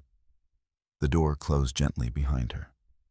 Inside, Henry Caldwell stood alone, and for the first time, silence did not feel like control. It felt like consequence. The public announcement of Project Orchid reached full volume 3 days after the preliminary hearing. Headlines framed it as a landmark acquisition in oncology innovation. Analysts praised the valuation structure. Financial networks debated long-term growth projections. Henry watched one of those segments alone in the penthouse. He muted the television halfway through. The anchors discussed regulatory foresight and compliance safeguards that had made the deal unusually resilient. They did not mention Isabella by name, but Henry knew. He turned the screen off entirely. Isabella, meanwhile, sat in a glass conference room, reviewing integration timelines with Victoria Bennett and the executive team. Federal review window opens in 30 days, Victoria said. We must ensure every subsidiary filing is airtight. It will be, Isabella replied. Daniel Brooks glanced at her. You've been steady, he said after the meeting as they walked toward the elevators. Most people would be distracted. Distraction is inefficient, she said calmly. He studied her expression for a moment. You don't talk about it. There's nothing to discuss. He nodded slowly. Professional boundaries remained intact. Respect remained intact. That mattered more than public acknowledgement. Discovery moved forward with quiet force. Rachel Monroe's expanded forensic report traced Meridian Strategic Ventures further than initially anticipated. Additional disbursements were linked to a condominium lease in Miami under Eleanor Hayes' consulting entity. The lease payments aligned with dates Henry claimed to be attending investment conferences. Thomas Keller reviewed the findings carefully. This demonstrates pattern, he said. Asset diversion paired with extramarital expenditure. Will that change division? Isabella asked. It strengthens your position. She absorbed the information without visible reaction. File supplemental documentation, she said. Thomas nodded. You're not seeking punitive leverage, I'm seeking equitable distribution. He watched her closely. You could request more. I'm requesting what's fair. Henry received notice of the supplemental filing on a Tuesday afternoon. He called immediately. You're dragging her into this, he said sharply. You're humiliating me. I'm documenting financial movement, Isabella replied evenly. You don't need to expose personal matters. They became financial matters. You could have just talked to me. I did. You ambushed me. I reviewed data. He exhaled loudly. You're cold. I'm precise. Silence followed. You loved me once, he said quietly. Yes, she answered. The honesty startled him. Then why are you dismantling everything? Because love without respect erodes. He had no immediate response to that. The next court appearance was procedural status conference discovery compliance scheduling. Henry's attorney attempted to frame the financial transfers as standard investment structuring. Thomas countered with bank records, time-stamped audio transcripts, and the pending $250,000 wire that had required dual authorization. The judge reviewed the documents carefully. Transparency is expected in marital asset management, he said, particularly at this scale. Henry shifted in his seat. The judge continued failure to disclose secondary signatories and related entities raises legitimate concern. Temporary restraints remained in effect. Full forensic audit authorized. Henry's control narrowed further. At the firm, whispers deepened. Mark Ellison approached him cautiously again. Is it true there's a forensic review routine? Henry snapped. Mark nodded but did not linger. Reputation thinned further, not dramatically, incrementally. Isabella relocated to a furnished apartment overlooking a quieter stretch of the Hudson. Minimal decor. Neutral tones. Boxes remained unpacked for days, not from indecision, but from prioritization. She reviewed integration compliance documents at night. She reviewed discovery updates in the morning. Her routine did not fracture. It refined. One evening, Victoria invited her to a small executive dinner, private controlled. You've handled dual pressures well, Victoria said over coffee. Professional and personal. I separated them, Isabella replied. Victoria studied her thoughtfully. That's not easy. No, Isabella agreed. But necessary. Victoria nodded once. There's discussion about elevating you formally after integration stabilizes. Isabella absorbed the statement quietly. Thank you. Recognition arrived not through spectacle, but through structure. That was enough. Henry attempted one final maneuver before the next hearing. Through his attorney, he proposed mediation. Private settlement, reduced scrutiny, faster resolution. Thomas presented the proposal to Isabella. It may limit public exposure, he said. She read the draft carefully. Full financial disclosure required, she asked. Yes. Complete forensic cooperation, yes. Equitable division per traced assets. Yes, she considered. Accept mediation, she said. On record.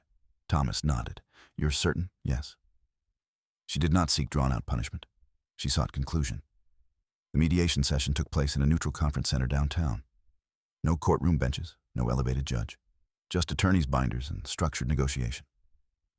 Henry entered first. He looked tired, not defeated, but diminished. When Isabella walked in, he held her gaze longer than usual. You look different, he said quietly.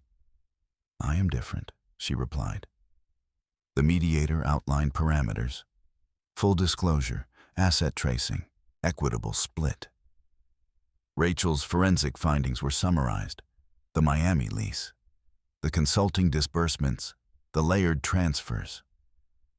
Henry's attorney whispered urgently at several points. The numbers on the table were no longer abstract. They were structured. Henry leaned back in his chair eventually. You planned this, he said to Isabella under his breath. I prepared, she corrected. You could have destroyed me publicly. I didn't. He studied her face. Why not? She paused. Because humiliation isn't justice.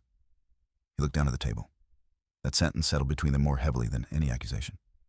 Negotiations extended 6 hours. In the end, division terms reflected traced assets. Caldwell holdings and Meridian structures were unwound under supervision. The Miami lease was categorized as personal expenditure against Henry's share. Joint accounts were divided transparently. No dramatic declarations, no raised voices, just structured resolution. When the mediation concluded, the mediator summarized. Agreement reached pending final signatures. Henry remained seated for a moment after others stood. "You never yelled," he said quietly. "It wouldn't have helped. You never tried to hurt me. That wasn't the objective." He exhaled slowly. What was? She met his eyes, to stop being diminished. There was no cruelty in her tone, only clarity. He nodded once. For the first time, he did not argue. That evening, Isabella returned to her apartment and placed the signed mediation draft on the kitchen counter. Outside, the city moved with its usual indifferent rhythm. Inside, something had settled. Not triumph, not relief, equilibrium. She opened her leather notebook, the one she had used to log the first humiliation at the Astoria Grant. She turned to the earliest page. Public humiliation. Documented. Pattern escalating. Maintain composure. She closed the notebook gently. The structure was nearly complete.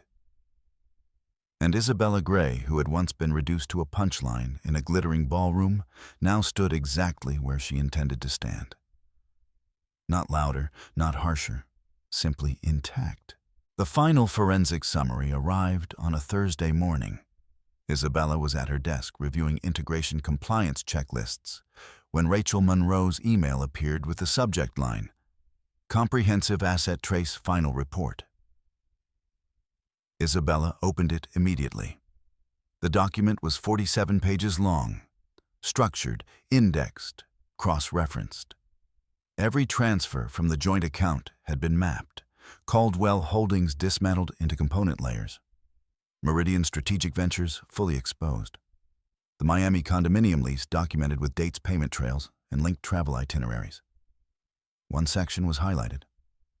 Between months 4 and 8 of the previous year, Henry had accelerated transfers in progressively larger increments. Rachel's note beneath it was clinical transfer pattern correlates with increased professional visibility of Miss Gray during Project Orchid preliminary negotiations. Isabella read that sentence twice. Correlation was not accusation, but it was alignment. When her professional influence began rising, Henry's asset shielding intensified. Not because he feared poverty, because he feared imbalance. She forwarded the final report to Thomas Keller with a single line, "Proceed with submission." In Henry's office across town, the tone had shifted from defensive to contained. He had stopped calling Isabella. He had stopped arguing. Control, he now understood, could not be regained through insistence. His attorney delivered the final forensic packet in person. Henry skimmed the pages quickly at first, then more slowly. He paused at the Miami lease summary. "You're telling me this becomes part of record?" he asked. If necessary, his attorney replied carefully. "But mediation agreement already accounts for it." Henry exhaled. "So it's over." Nearly. He leaned back in his chair. For a man who once measured power and leverage, it was disorienting to see it converted into documentation. The next procedural hearing was brief. Thomas presented the finalized mediation agreement, supported by the comprehensive forensic trace. The judge reviewed the file with deliberate care. "Financial disclosure appears complete," he said. "No outstanding disputes." Thomas shook his head. "None, Your Honor." Henry's attorney echoed the confirmation. The judge signed the order incorporating the agreement into final decree, pending standard waiting period. Marriage dissolution approved subject to a statutory timeline. The gavel struck lightly, not dramatically, not ceremonially, just conclusively. Isabella did not look at Henry as they exited the courtroom.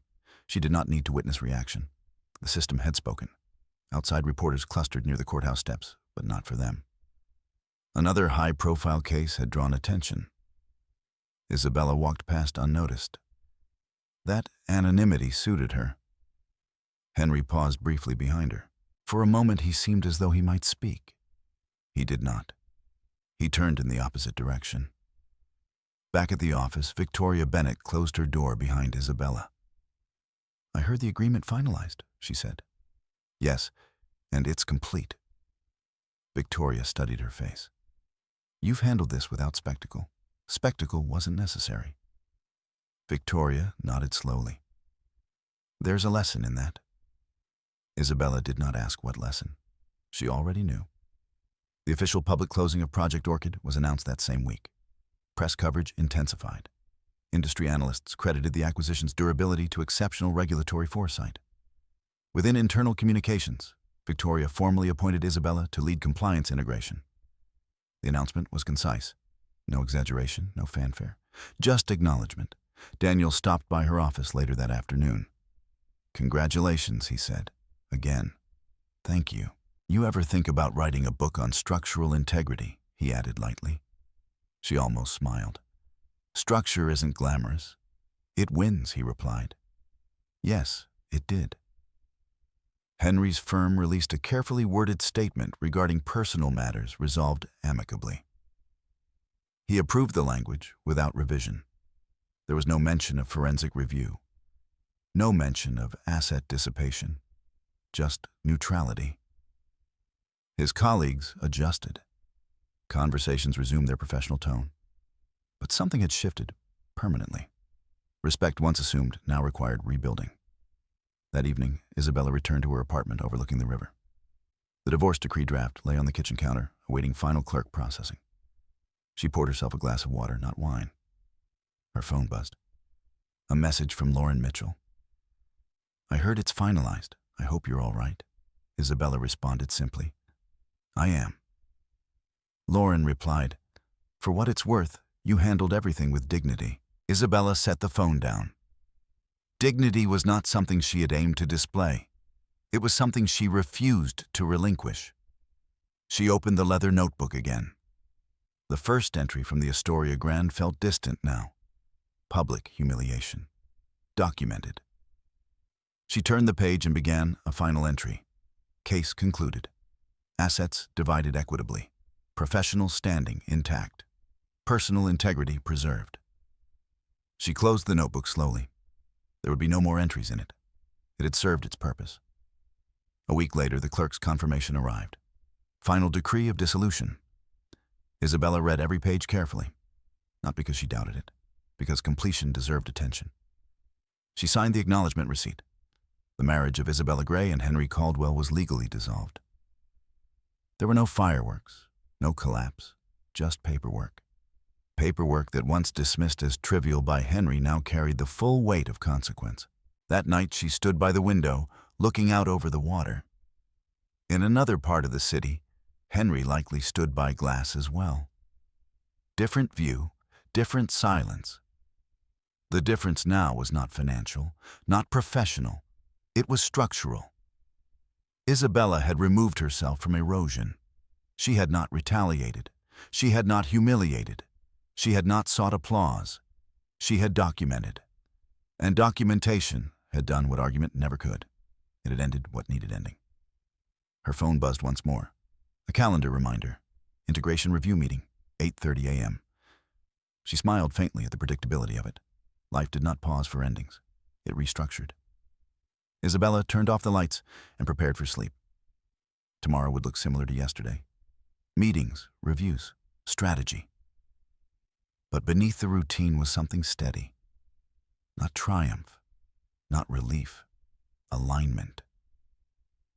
The woman who once stood in a glittering ballroom absorbing laughter now stood in quiet completion. Not louder, not harder, simply whole. Finalization did not feel like a climax. It felt like quiet air returning to a room after prolonged pressure. 30 days after the decree was signed, Isabella Gray woke before sunrise in her new apartment, the river outside still dark and unbroken. There were no legal notifications waiting on her phone. No court dates on her calendar. The case was closed. And yet, consequence was still unfolding.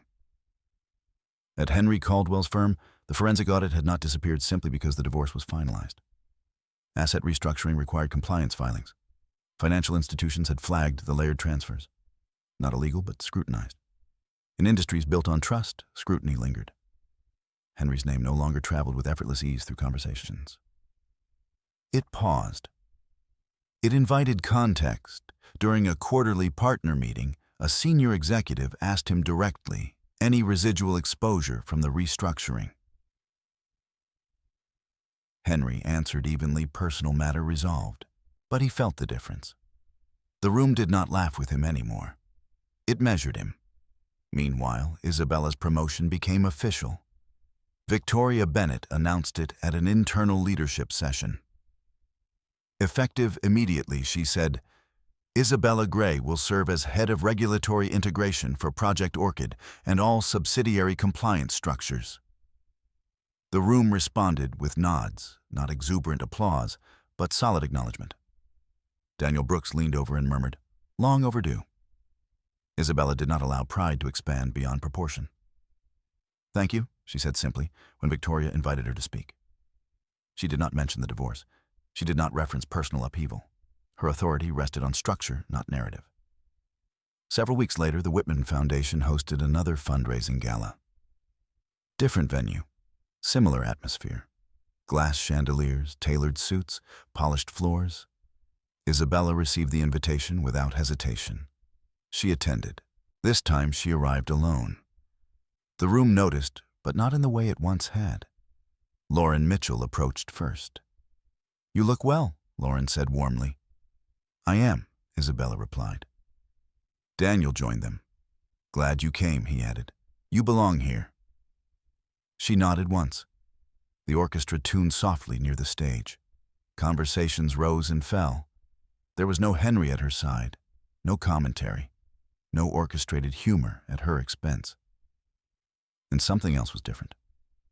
When Isabella was introduced to a small group of investors later in the evening, the introduction was precise. "This is Isabella Gray," Victoria said. She structured Orchid's regulatory framework. No qualifiers, no diminishment, no laughter. Isabella shook hands calmly, answered questions directly. The room responded not with amusement, but with respect. Across town, Henry declined his own invitation to the event. He cited travel. In truth, he did not want to navigate the room without his former dynamic. He poured himself a drink alone in the penthouse that would soon be sold per asset division. The space felt larger than it had before, or perhaps quieter. He replayed moments in his mind, not the legal hearings, not the mediation. The ballroom, the joke, the laughter. He understood something now that had escaped him then. The laughter had not strengthened him. It had exposed him, and Isabella's silence had not been weakness. It had been memory. Back at the gala, a speaker took the stage to discuss innovation in oncology research. Project Orchid was mentioned by name. Isabella listened composed. She did not scan the room for reaction. She did not seek validation. Her phone vibrated gently in her clutch. A message from Thomas Keller. Clerk confirmation received. Property transfers complete. No outstanding issues. She read it once, then closed the message. Completion layered upon completion. When dessert was served, Daniel leaned toward her. "You ever think about how differently things look from the outside?" he asked. "In what way people assume loud wins are the strongest?" She considered that. "They're the most visible," she said. "And quiet ones, they last." He smiled slightly. "You should say that in a speech. I don't give speeches. Maybe you should." She glanced around the room. Not at admiration, at equilibrium. "No," she said softly. "This is enough." 2 days later, Isabella received a formal offer to join the Executive Compliance Council permanently. It came with expanded authority, increased compensation, and long-term equity alignment. Victoria delivered the news without drama. "You've proven structural resilience," she said. "That matters here." Isabella signed the acceptance letter after reviewing every clause. As she left the office that evening, the sky over the Hudson glowed amber. She paused briefly at the building entrance, not from nostalgia, but from recognition. Life had not improved because Henry had diminished. It had stabilized because she had stopped accepting erosion. Henry called once more before the penthouse sale closed. She answered. "I won't keep you long," he said. She waited. "I underestimated you," he continued. She did not respond immediately. "In what way?" she asked. "I thought you needed the room," he said. "The audience." "No," she replied calmly. "I needed alignment." He exhaled softly. "You never tried to humiliate me back. That wasn't the objective." He was silent for a moment. "I suppose I thought laughter meant control. It meant exposure," she said. There was no cruelty in her tone, just fact. He swallowed. "I hope you find what you're looking for." "I already have," she replied. And she meant it, not in triumph, in clarity. That night, Isabella placed the leather notebook, the one that had held every documented entry, into a drawer. She did not throw it away. Documentation had value, but it no longer required daily expansion. Her calendar now held only professional commitments. Board meetings, regulatory reviews, strategic planning sessions, not hearings, not mediation. She stood once more by the window. The river moved steadily beneath city lights. Not dramatic, not loud, constant. She understood something now with deeper certainty than before. Power did not belong to those who raised their voices in glittering rooms. It belonged to those who understood structure and refused to stand inside something compromised. The ballroom humiliation had once echoed. Now it was distant, not erased, but contextualized. Henry Caldwell would rebuild his reputation, perhaps. Or perhaps he would continue measuring rooms for laughter. That was no longer her concern. Isabella Gray had not won by humiliating him. She had not sought revenge. She had not weaponized scandal. She had simply documented. And documentation had drawn a line. Not sharp, not theatrical, but permanent. She turned off the lights. Tomorrow would begin early again, and she would meet it the same way she had met everything else. Composed, precise, unapologetically intact. The penthouse sold in early autumn. Not dramatically below market value, not spectacularly above it, just accurately priced. Henry signed the final transfer documents in a midtown closing office with a view of construction cranes and scaffolding steel frames rising where old structures had been dismantled. He initialed each page carefully. Once he had skimmed paperwork. Now he read. Precision had become unavoidable. Across town, Isabella signed her corresponding documents in Thomas Keller's conference room. The asset division was complete, equitable, transparent. Thomas closed the file with a soft, definitive motion. "That concludes everything," he said. "Yes," Isabella replied. "No lingering obligations, no pending claims." She nodded. "Thank you." Thomas studied her for a moment. "Most cases at this scale end with noise," he said. "Public arguments, reputation warfare. Noise doesn't strengthen position," she replied. He smiled faintly. "No, it doesn't." Henry relocated to a high-rise rental near Tribeca. Smaller, modern, neutral. He told colleagues he preferred minimalism. He told himself the same. But silence behaved differently in reduced square footage. It did not echo. It settled. One evening, as he stood in the new apartment kitchen, he replayed an old memory, the ballroom, the chandeliers, the easy laughter. He remembered the way Isabella had stood still. He had interpreted that stillness as tolerance. He understood now that it had been measurement. Meanwhile, Isabella's apartment gradually transformed from transitional to intentional. Bookshelves were installed.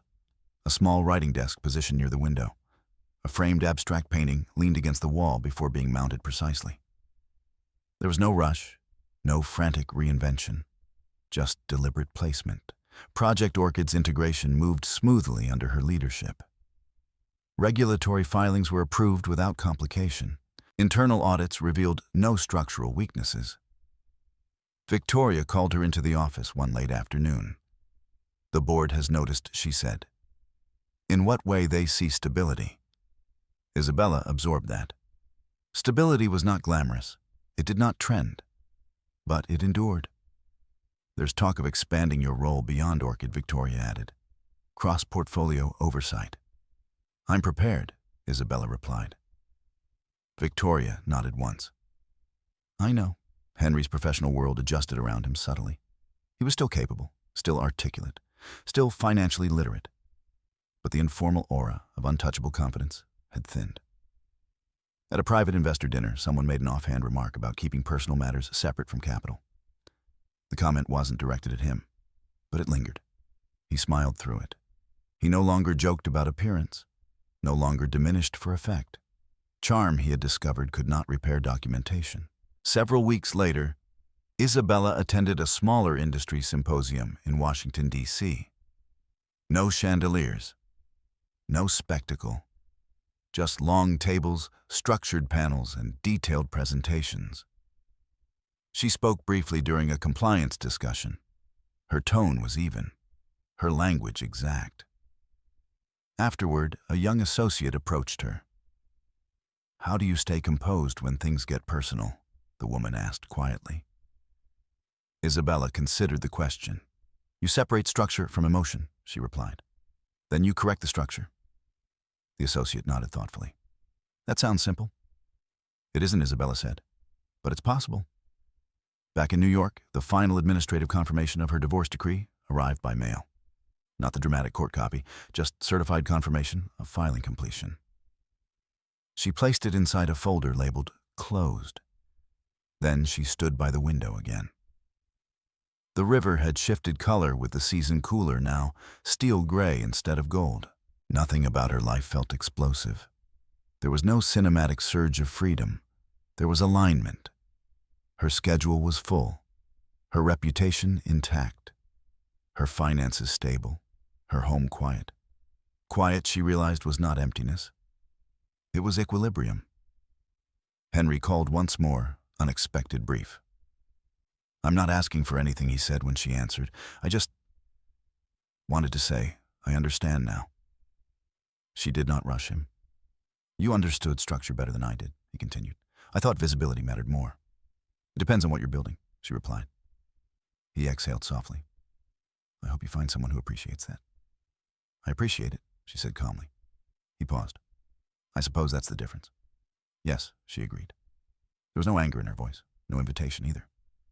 He ended the call quietly. Months passed. Project Orchid became a case study in regulatory resilience. Industry publications referenced its structure without naming its architect. Isabella did not seek correction. Her work spoke in durability, not headlines. One evening, Victoria invited her to a private dinner with board members. Not celebratory, strategic. As the discussion shifted toward long-term compliance philosophy, one director turned to Isabella. What's the most overlooked vulnerability in corporate systems, he asked. She answered without hesitation. Unchecked assumptions about control, she said. The director nodded slowly. That's concise. It's accurate, she replied. Across the table, Victoria allowed herself a faint smile. In his Tribeca apartment, Henry began rebuilding cautiously. No grand gestures, no theatrical reinventions, just quieter conduct. He attended fewer social galas, spoke less in rooms, listened more. He had learned, though perhaps too late for Isabella, that authority imposed through humiliation eventually reveals fragility, and fragility documented becomes record. Late one evening, Isabella opened the drawer containing the leather notebook. She flipped through the early entries. The humiliation at the Astoria Grand, the financial trails, the audio transcript, the structured dismantling. She did not linger in regret. She did not relive anger. She simply observed the progression. Then she closed the notebook and placed it back inside. It had served its purpose. She turned off the lights. The city outside hummed in steady rhythm, not triumphant, not tragic, constant. Isabella Gray had not won by destroying Henry Caldwell. She had not reclaimed dignity through spectacle. She had walked away without echo. And in doing so, she had preserved something far more enduring than laughter. She had preserved structure. And structure, when aligned with integrity, does not collapse. Winter arrived without ceremony. The Hudson turned slate gray beneath low clouds, and Manhattan moved through its season of quiet urgency, coats drawn tighter footsteps, quicker lights warming the dark earlier each evening. Isabella Gray stood at her office window one morning, before a board session reviewing notes on a new acquisition proposal. Smaller than Orchid, complex in different ways. She had become accustomed to rooms that measured her not by presence, but by precision. "Ready?" Daniel Brooks asked from the doorway. "Yes," she replied, closing her folder. They walked down the corridor together, neither speaking about the past. It no longer required discussion. Inside the boardroom, directors took their seats. Victoria Bennett nodded once toward Isabella, signaling that she would lead the regulatory overview. Isabella began calmly. "There are 3 exposure points," she said, voice steady. "If addressed early, the structure will hold." The directors listened carefully, not indulgently, not skeptically, attentively. She moved through clauses, timelines, contingencies. No theatrics, no rhetorical flourishes. When she finished, one director leaned back thoughtfully. "Your risk assessments tend to anticipate what others miss," he said. Isabella inclined her head slightly. "I look for imbalance," she replied. The meeting concluded without drama. Another structure strengthened. Across the city, Henry Caldwell met with a potential client in a modest conference room. He spoke less than he once had, listened more. When the client made a self-deprecating joke about his wife, Henry did not laugh.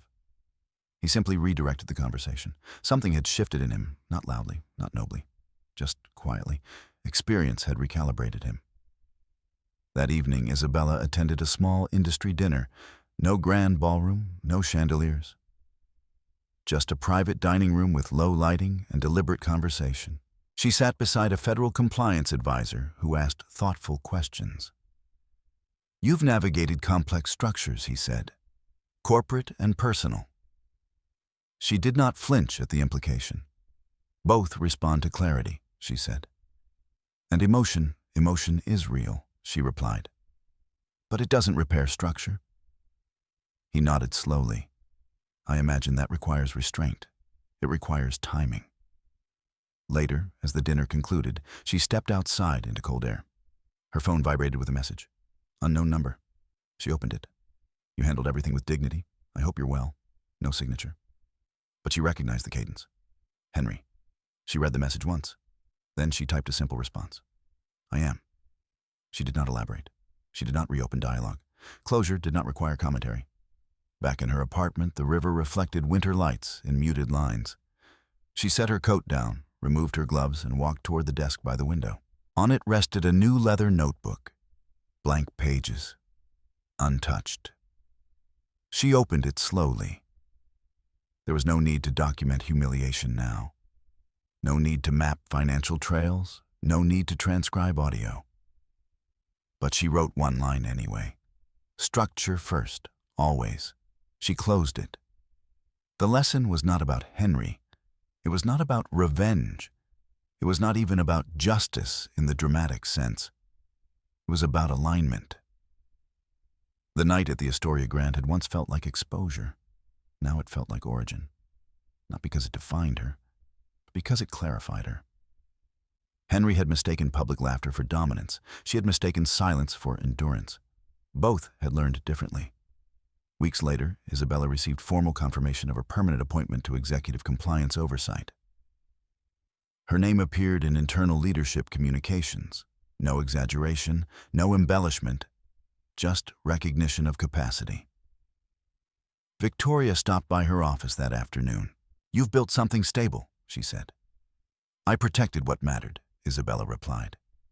Victoria nodded. "Most people react when diminished. You restructured." Isabella considered that. "Reaction is loud," she said. "Restructuring is permanent." Victoria allowed herself a rare smile. Indeed. The following spring, the Whitman Foundation hosted its annual gala again at the Astoria Grand. The same ballroom, the same chandeliers, the same polished floor. Isabella received the invitation. She did not hesitate. When she entered the ballroom, conversations shifted subtly, not in spectacle, but in recognition. Daniel approached first. "Full circle," he said quietly. "Yes," Isabella replied. She moved through the room with composed ease. No commentary trailed her, no whispered jokes. When she was introduced at one table, the description was precise. Head of regulatory integration. Nothing more, nothing less. Later in the evening, during a brief acknowledgement of Project Orchid's continued success, the speaker referenced the legal architecture that ensured its resilience. Isabella listened without searching for her name. Recognition did not require amplification. Across the room, Henry stood near the bar. He had attended after all. Their eyes met briefly. No hostility, no reconciliation, just awareness. He gave a slight nod. She returned at once, then turned back to her conversation. No bitterness lingered, no need to prove. The room did not laugh at her expense, did not laugh at his either. It simply moved. The orchestra began playing softly. Glasses clinked. Conversations rose and fell. And for the first time in that ballroom, Isabella felt no imbalance. Not because she had conquered it, but because she had ceased participating in distortion. Later that night, she stood alone for a moment near the edge of the ballroom, watching reflections shimmer in crystal light.